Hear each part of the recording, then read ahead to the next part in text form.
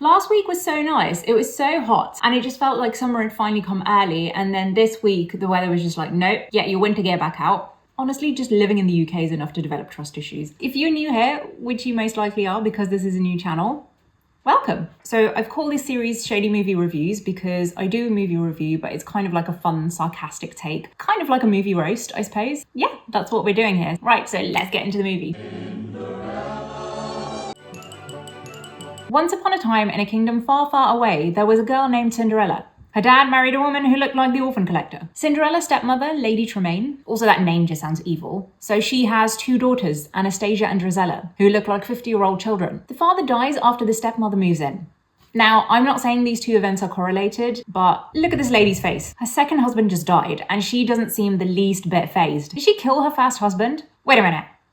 Did she kill both of her husbands? The stepmother takes over the household and Cinderella is essentially made a slave in her own house. She has to sleep in a shitty attic and her friends are forest animals. Yet she sings songs like her life couldn't get any better. This girl is the ultimate Delulu queen. Every morning, Cinderella is woken up by birds tugging at her hair. This clearly shows that you have to be a certain personality to be Cinderella, because if this was me and birds would tug at my hair to wake me up, 1, I'd be pissed off. 2, I'd be worried about all kinds of diseases potentially getting transferred. And at this point in the movie, you would witness a second, potentially even a third murder. Cinderella also has rodent friends who wear shirts but no pants. The creators really went for ambiguity with this movie. Cinderella cleans an entire chateau, feeds 500 animals, makes breakfast, and still gets roasted by women who look like they chew chalk for sport. The step women in this house are like, we've taken over your property, we're gonna make you work for us, and we're gonna be mean to you whilst you do it. What are you gonna do about it, weird hairdo? Like, they need Cinderella to do the most basic tasks, and they also can't stand the idea of her existing. It's like Trump and blue-collar jobs. When her stepsister gets her in trouble, Cinderella has to go explain herself, so she enters her stepmother's lair. Lair? Is that how you say it? Lair. Lair. Lair. Lair. Yeah, so when her stepsister gets her in trouble, Cinderella has to go explain herself, so she enters her stepmother's den, where her haircut looks like it's getting ready to overtake the Enterprise. There is also a cat named Lucifer because he's evil incarnate. The stepmother and sisters sit around all day doing nothing, except for maybe compete for who can break the other's eardrums the quickest. In all seriousness, Cinderella has the type of resilience that Asian girls aspire to, because the taunts that she receives, they're not unlike what you would hear from neighbors or irrelevant relatives at Indian weddings, and yet Cinderella just takes it all with a smile and patiently waits for karma to do its job.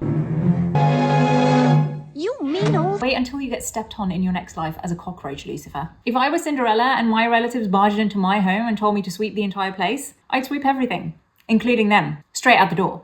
Try me, auntie. So an invitation is sent out from the royal palace to every household saying that all eligible ladies must attend the ball to welcome the prince because they have nothing better to do that day. And because Cinderella already does free labour, she negotiates for her own time so that she can go to the ball. Lady Tremaine doesn't want Cinderella to go because otherwise who will do the sweeping? So when Cinderella shows up in a dress that's made with rodent labour, her sisters get jealous and start ripping it to shreds.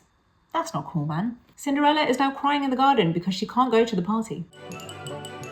Cinderella's fairy godmother shows up after everything has already gone to shit. If you came in 10 minutes early, you could have saved this girl's mother's only keepsake. The fairy godmother waves her wand, and this was one of the first times that children witnessed magic on screen. Disney really took the opportunity to capture that wild childhood imagination, and the fairy godmother turns animals into bigger animals. No, what this lady should have done was turn Cinderella's stepmother and sisters into toads, so Cinderella could have the house and she could go to the ball. If I were to remake Cinderella, I would have it the same up until this point, and then she steals the wand, and then she just becomes a serial killer. Like, the first half of the movie is her villain origin story, and then she just starts killing people with the stolen wand. The fairy godmother also gives Cinderella a poofy dress, a pumpkin carriage, and a deadline. The spell expires at midnight. There is no explanation given as to why Cinderella is on a 4-hour free trial. Like, is your magic not powerful enough? Is it like a Netflix subscription where you have to pay to get full access? Cinderella enters the palace whilst the security guards are standing there and doing nothing. I sometimes have to show my ID to buy paracetamol at the supermarket, and Cinderella just waltzes in and straight away starts dancing with the prince, because life is suddenly just that kind. So the prince dances with her, they take a walk in the garden, and suddenly they're both in love. No conversation, no sharing of backstories, traumas, experiences, nothing. I too once believed that a guy liked me because we locked eyes across the hall at a wedding.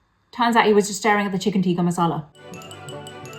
But before they kiss and Cinderella gets turned into a mermaid, the clock strikes midnight and she runs away, leaving behind a glass slipper. Now the prince must marry the girl he danced with. Maybe chill, bro. Find out her name first. Ask her out on a date. What if she has a horrible personality? Now, because this kingdom has artists who can draw people's faces, the prince's solution to finding a girl whose name he doesn't know is to go door to door to find the one whose foot fits the slipper. Also, the prince doesn't know this is a magic slipper, so technically it could fit anyone. What if Cinderella just ran away from the kingdom and the slipper just fits a random girl? Congratulations, you're now married to the wrong person. Also, how in love are you really if you can't remember what she looks like? On top of that, he's outsourcing his work. His staff are just out there with a shoe trying to find this random chick because the prince couldn't be bothered to identify her. And this is going to be your next king. Next thing you know, he starts charging taxes based on your shoe size. Lady Tremaine finds out Cinderella was the dancing girl, so instead of talking or negotiating, her first instinct is to go North Korean and lock her up. Instead of finding a way out, Cinderella starts weeping and then hinges her entire future on the intelligence and athletic ability of a couple of mice. The mice rescue her and Cinderella verifies her identity with the glass slipper, and then Cinderella gets married to the prince. The stepmother and stepsisters are left to do their own chores, and the chickens and mice are left to starve, because let's be honest, who's going to feed them now? In conclusion, I don't relate to Cinderella's delusional avoidant energy, but I do aspire to her character arc, because Cinderella is a story about overcoming oppression and how to gain more power, so you become the ultimate oppressor.